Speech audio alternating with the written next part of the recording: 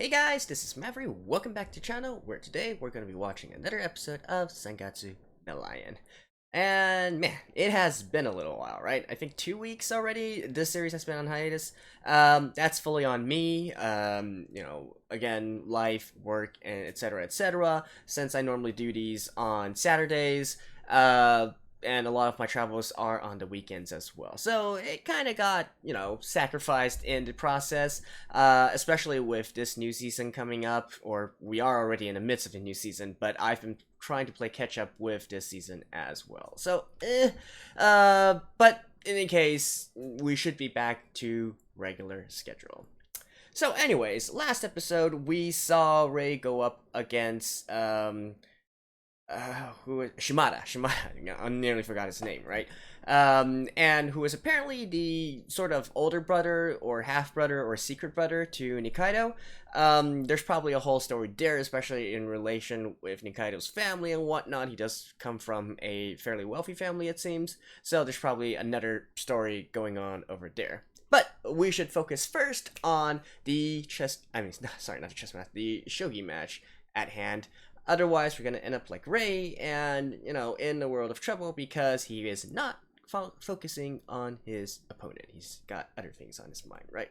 So, in any case, let's get back into the series and see if Ray can pull back and, regain his momentum, regain the tempo a little bit.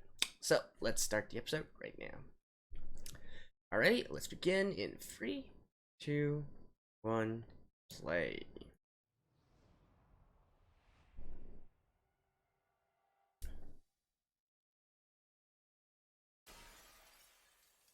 Right.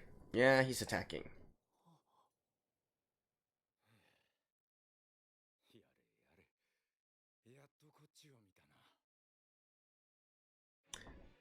Oh. The new opening song. Alright. There's this, I believe someone mentioned in the comments of last episode how, the whole scene, what we should take from that is that, Ray wasn't really playing a game, right? He wasn't acknowledging his opponent. And I can definitely see the sort of, disrespect both for his opponent and, for the actual match that entails. I'm just kind of wondering though, can that actually be used as a sort of advantage as well? Like, just don't care who it is sitting across from you. Completely disregard that and whatnot. I think it's just interesting because sometimes, obviously, it's not the case here, but sometimes you spook yourself if you put too much conscious on who you're actually facing, right? Something coming from playing video games, from playing MOBAs like League of Legends or Dota 2, there's a lot of people, pros even, would actually turn off the nameplates of opposing players because they feel that it gets into their heads if they know who they're actually up against. It shouldn't matter, just what's on the board, what's on the table, that's what really matters. But like I said, obviously they're trying to make a different statement here. And probably Nikaido, with his words here, is trying to say you need to knock some sense into Ray.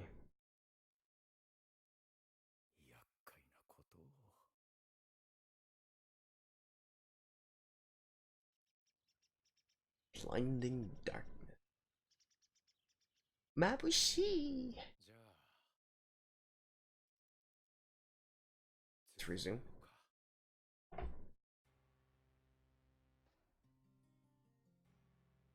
Oh.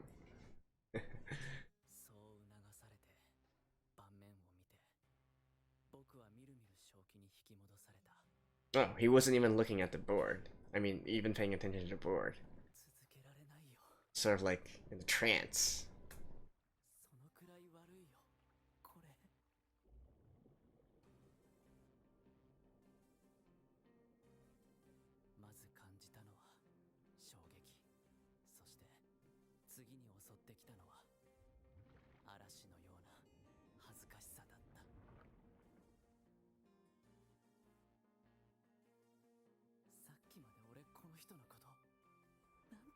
ってた。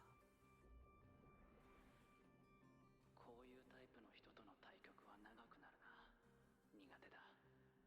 なんだよ、こういうタイプって。イライラしたらダメだ。そこに食らいつかれる。何様だよ俺。イライラしたらとか言ってどんだけレベル読み間違ってんだよ。 I mean, 勝ちたいだけで、ただ対局を引っ張って相手のミスを待つ I don't feel like there's anything inherently wrong with that. 中で勝手にランク付けして。 But, alright, let's wait a minute, see what point they're actually trying to make. He's actually trying to make. 相手の力量も測れないくせに支援に頭全部持ってかれて永久騎士捕まえてサブキャラ扱い。 I guess nice little, meta discussion there. Treating him as a side character.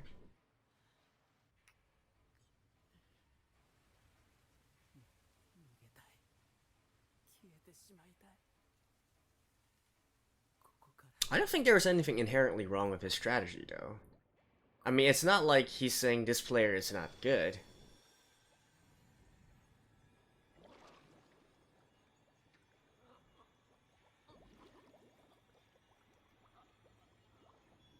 真っ暗で眩しくて息ができない。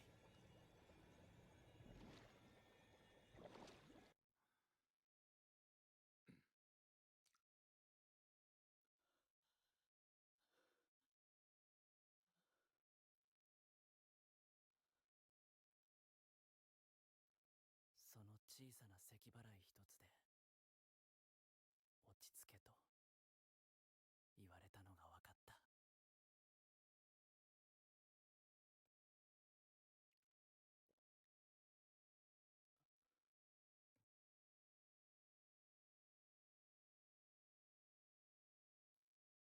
促されるまま混乱した頭で必死に次の一手を探して探して、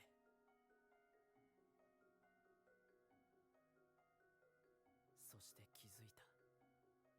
舐めてかかられていたことも、そして今になって僕がそれに気づいてうろたえていることも、この人は全部見透かした上でこうして静かに座っているのだということ。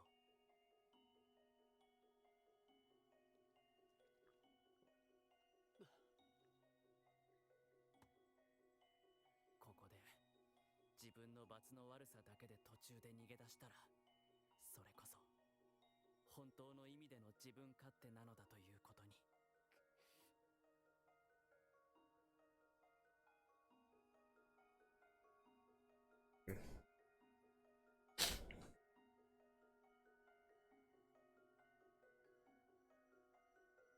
そうして僕はありったけの必死さをかき集めて指し続けたが、何一つ挽回できずに対局は終わった。そして感想戦が始まった。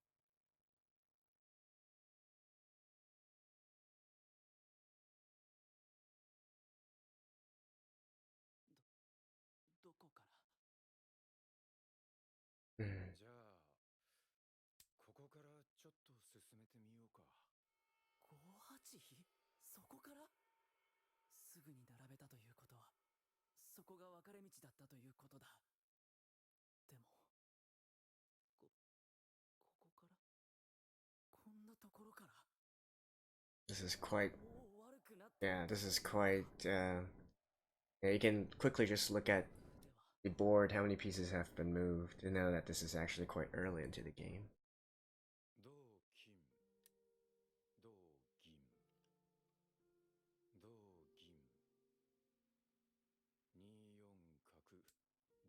銀2四角同歩。じゃあこうだったら1五歩同歩3五銀は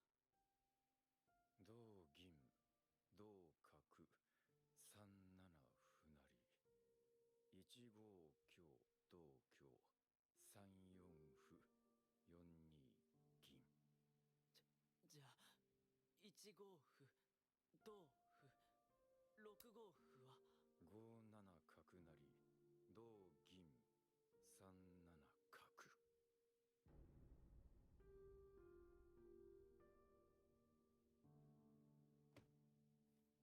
乾杯だ。対局もその姿勢も。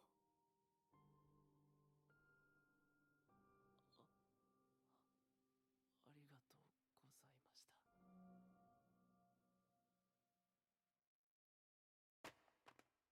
Well, he is an A rank.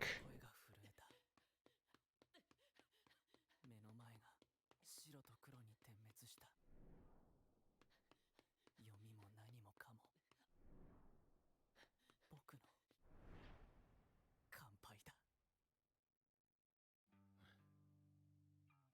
おお、走ってる走ってる。おお、スミス。あれ、今日は？いや、ちょっと修行しに。さっきまでイッサと検討してました。しょっぱいっすね、桐山くん。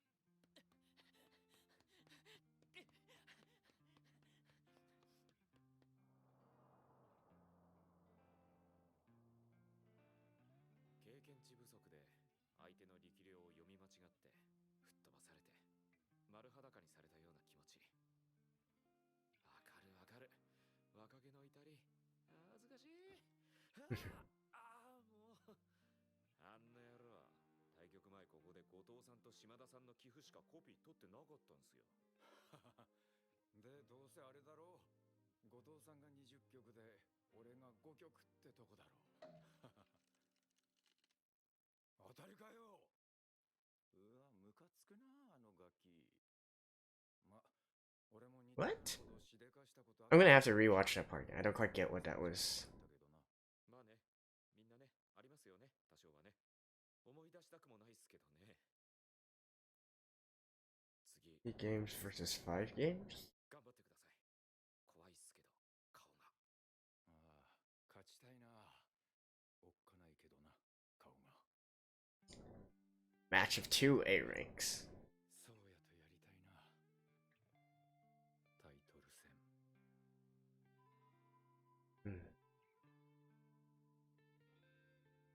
腹減ったな。どっか寄って。Though, you know, all things considered, this is 何、彼女？あ、いや、kind of the expected outcome. I was already quite surprised when Ray beat the A rank. I think back in episode 13.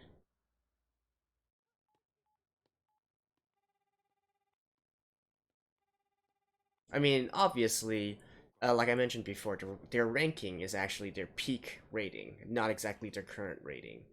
That's basically the division that they play in. Oh no, wait, hold on. I got that wrong. Disregard what I just said. That's Dan. That's the Dan system.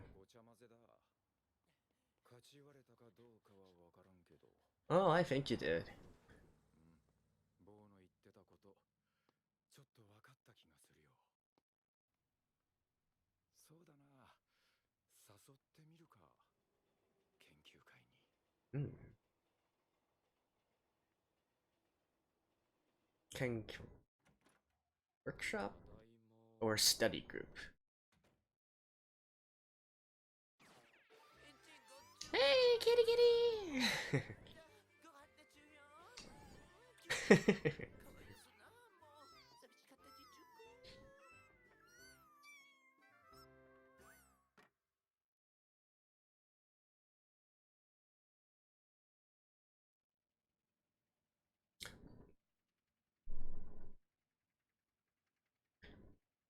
Oh yeah, and I just remembered, he actually, you know, before he embarked on this, there's this whole thing with the, you know, the sisters, right? 起きているといろんなことを考えてしまうから Being so ashamed, 寝まくった。 you just hide in your, you know, in bed.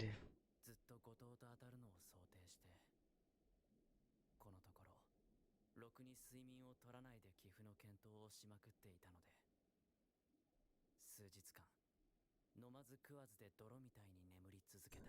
Really?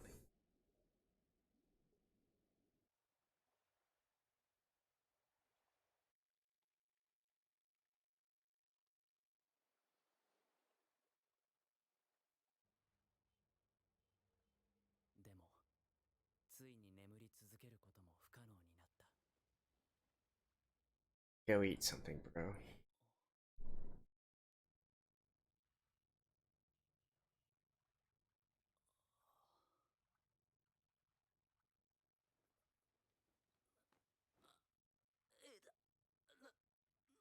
んだこれ。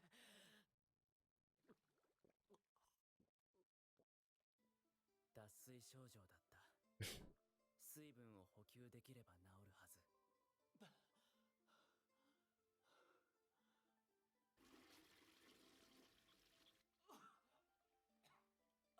なのに、もう口から飲んでも戻してしまうばかり。焦った。うん。やばい。どうすれば。これ以上水分失ったら。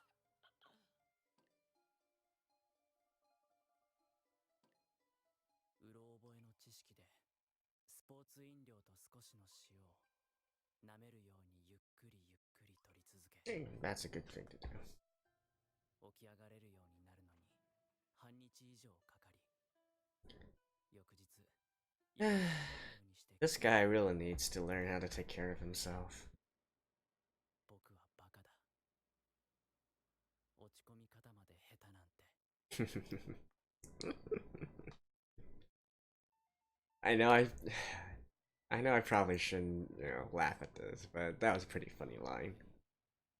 ジム、プログラマー、 Is he thinking of going through a different profession now? 店主、調理スタッフ。世の中にはこんなにもいろんな仕事がある。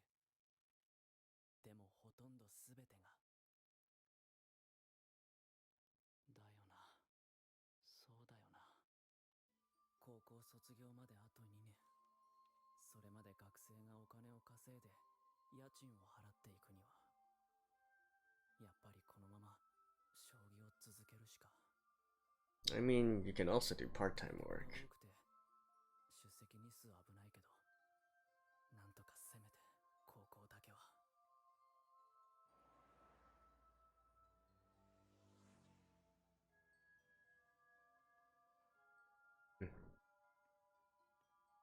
自分で自分の道を選べるようになるためにと思って学校に来てみたら。 Oh.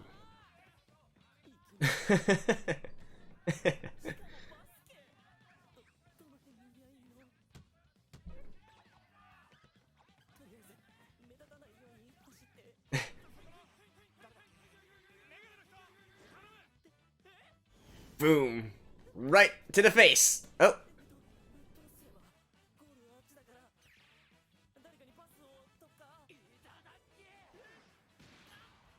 Oh.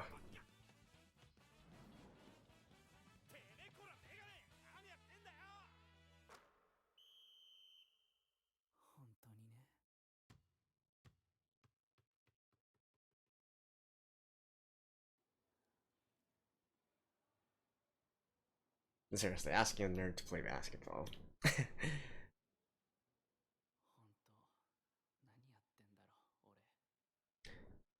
Good question.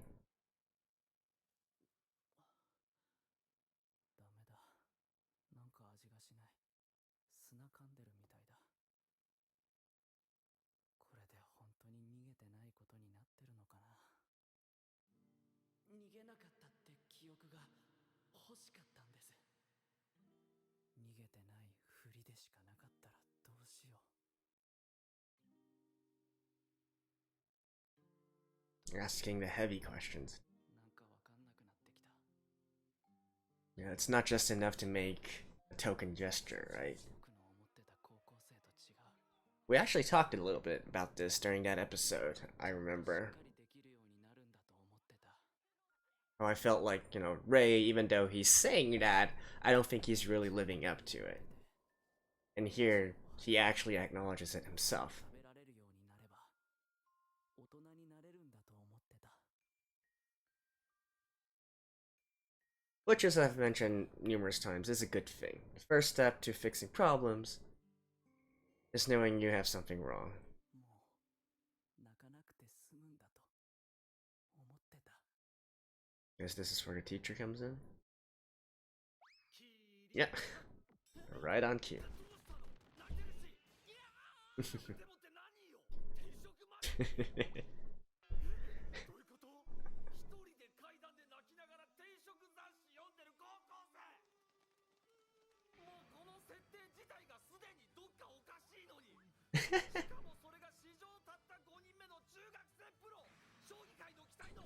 You tell him, man.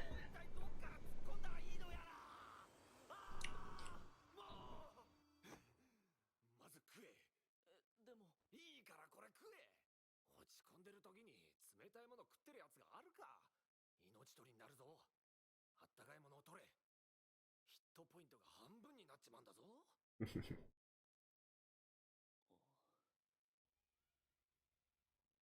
なあ、桐山。やっぱりもう一度お師匠さんの家に戻ったらどうだ。でも順位戦とトーナメントを年間通して戦って学校にも通ってテストとかもあって自分で飯作って洗濯と身の回りとかやって Yeah, it's actually not easy to live on your own. 17歳じゃまだ無理だよ。でもキャパオーバー So many commitments you have to do.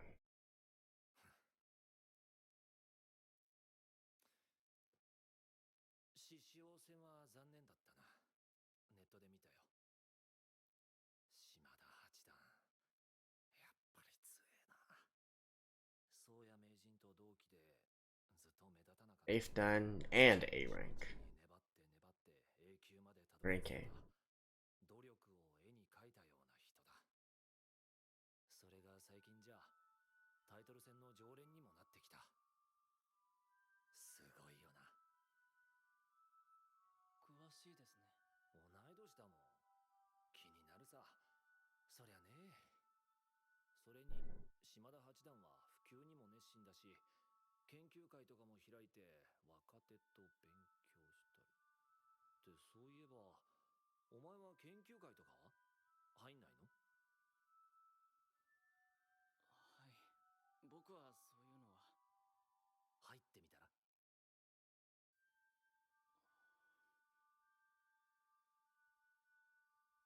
でも僕は。 Being able to learn with your peers. Definitely something good. そういえば、確か二階堂四段も会に入ってるらしいぞ。でもなんでさ、もったいない。自分を任した相手から学べることってでかいもんだぞ。 Although for introverts, it's definitely not that easy. でもとうがー。デモがシャッと揃えば開くドアがあればいいが、はっきり言ってねえよ、そんなドア。でもじゃねえ。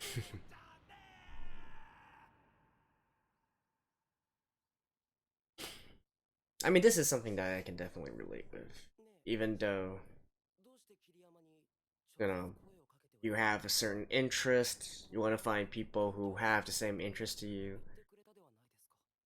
But for introverted people, it's really not that easy to even say that you want to join something like 自分で言ってくるのを待つしかないんだよ。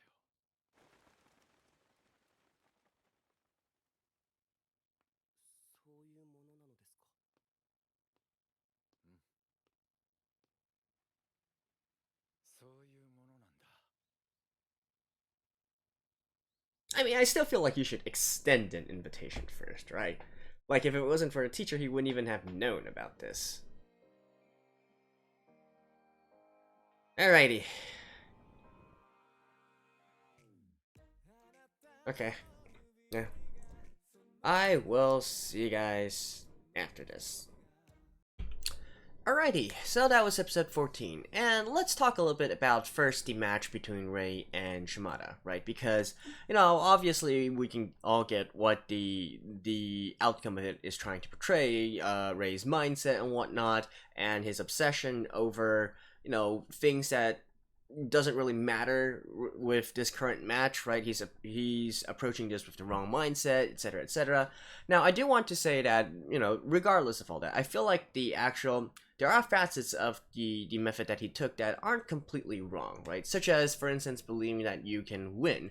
That is one thing, right? The old adage is, you never play from a position where you believe you've lost already, right? You don't go into something thinking you've already lost. Believing that you can win, even if it was sort of like a misguided confidence and whatnot, is not necessarily a bad thing, right? So, in some instance, playing, I've played, I've played chess before. I've played other, more competitive level games, if you will. And something that we always say is play to the board, not to the opponent, or, play to what's on the field and not the opponent, right? So disregard who your opponent actually is and just play as you know it, as things unfold to it, right?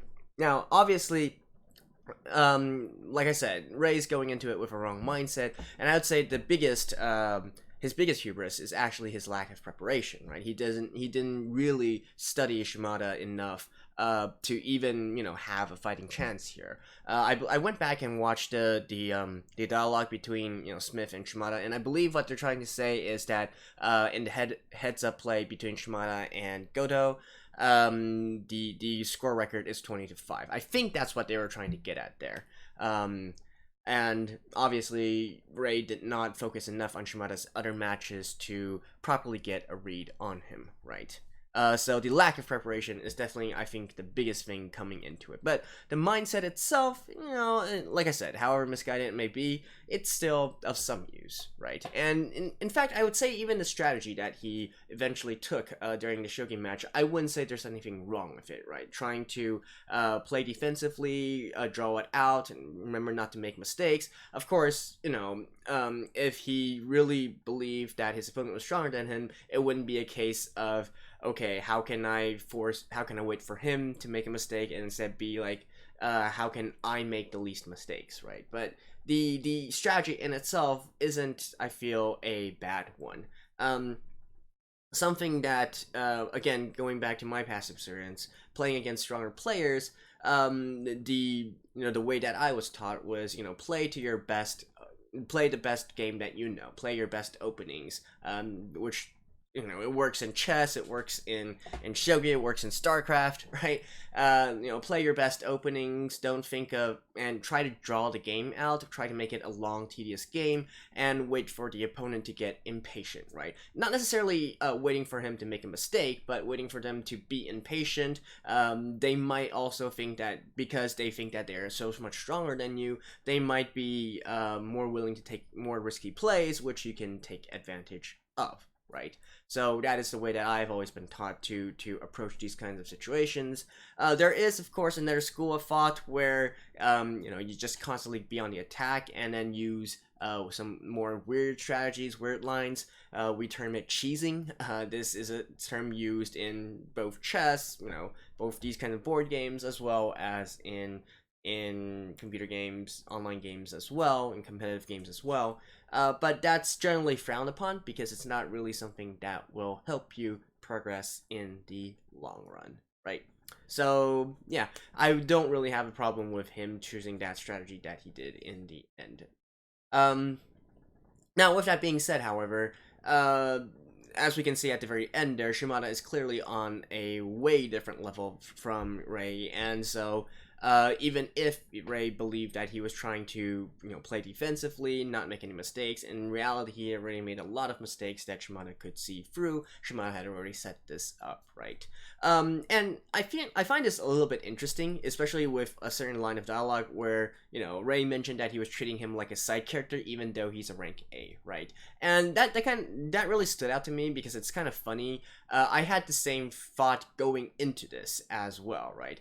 If you guys recall back in episode 12, Ray was actually up against another rank A and also a 9th Dan. And even during that time, I was really surprised that Ray actually won against him. To me, that's like a huge upset, right? Like, obviously, I'm not entirely sure about shogi and how often these things go, but in chess, for instance, if you play a tournament match, these are actual official tournament matches, and you win against someone who's I don't know, maybe like 300 elo points above you, 500 elo points above you. That is a huge thing, right? And yet, when it happened here back in episode 12, it happened with not really much fanfare. Nobody was like, oh wow, Ray, how were you able to beat a rank A or something like that? It was like just not a big deal, something that happens anytime, right? And so going into this, we're also sort of being, we're sort of being tricked in a certain way, right? So this is, in a sense, this is just another side character. Even though he's ranked A, he's not that important comparatively. We had this entire scene last episode where Ray was telling, I believe, Momo about how this is a match you can't lose, and we had that, that little heartwarming moment and whatnot. And so, being conditioned towards how shonen usually works, how shonen works usually works, it's already kind of ingrained in our head that maybe Ray's going to encounter some turbulences, some troubles going up against Shimada. At the end, he's probably going to prevail and move on to the next round, right? So it's actually refreshing in a certain way to see him actually just completely lose here. And again, I feel like part of the reason why this comes as also a sort of shock is because the anime set it up this way, lowering our guard and then boom, throwing this in our face. But if you think about it logically, right, his rank versus Ray's rank, they're not really on the same level at all, right? So this was an expected outcome, let's just say. And so beyond that, I guess we also have the part where, again, Ray's not taking care of himself. What else is new? He really needs to get his life back on track. It's something I think I already mentioned this before in previous episodes, but living on your own, that's actually a huge you need to be a responsible person to do that. And I think I mentioned that before already, so I'm not gonna go too far off into this again. It's just a learning process, right? Ray's gonna have to go through this. Even though I keep on saying that he should just move in with the sisters and whatnot, and they can take care of each other. At the same time, though, people, you need to be independent sometime, right? I've never had a problem with that. I was always more of an independent person, but of course, some people are more reliant on others. And one last thing I like to mention would be at the very end where Ray is being persuaded to join the sort of study group or workshop, right, that Shimada and Nikaido are hosting. So that one actually hit home to me a little bit, particularly because I'm a person who has lots of interests, as you can see, by my background and whatnot. I like guitar, play bass. I like to snowboard, which I was on, which is why I was absent for this long. I like to skateboard as well. I like to play chess. I like to play computer games. Lots and lots of interests, right? And there is a huge boon to actually being able to share these interests, and if you really want to take these interests seriously, to do it with your peers, whether it's your friends or other people who have similar interests. That is going to help immensely in terms of you actually leveling up, right? Of course, it's not just people fooling around or whatnot. You actually have to find people who hold the same mindset and do want to improve on these kinds of things. But it actually does help a lot, rather than just aimlessly trying to learn on your own, right? Even for me, I'm the biggest offender of this. I can fully admit that. I can't really talk shit about Ray at all about not wanting to join a workshop, because that's honestly me, right? As an introvert, it's really not, your first instinct is not to attend these kinds of events, meet lots of new people. Are you gonna fit in or not? The atmosphere and whatnot. And particularly if you're also somewhat like me and a bit more prideful and whatnot, you also don't want to attend these kinds of things or meet these kinds of clubs or whatnot, because for the fear of seeming like a newbie, right? Like I've always had the mindset that, okay, I at least want to get the basics done by my own before I go out and actually meet some new people and then try to work through this together, right? Like, that's just how my mindset is ingrained. It's not necessarily a good thing, I gotta say, but it's that's something that I'm also working on, as a personal note as well. So I can totally understand Ray there, and well, yeah, like I said, he's obviously doing better than me because I guess in the next episode he's going to be joining the group, right? But yeah, but definitely, studying or practicing in with like-minded peers is much more efficient and really gives you a much better time than doing it yourself. That's just the way it is.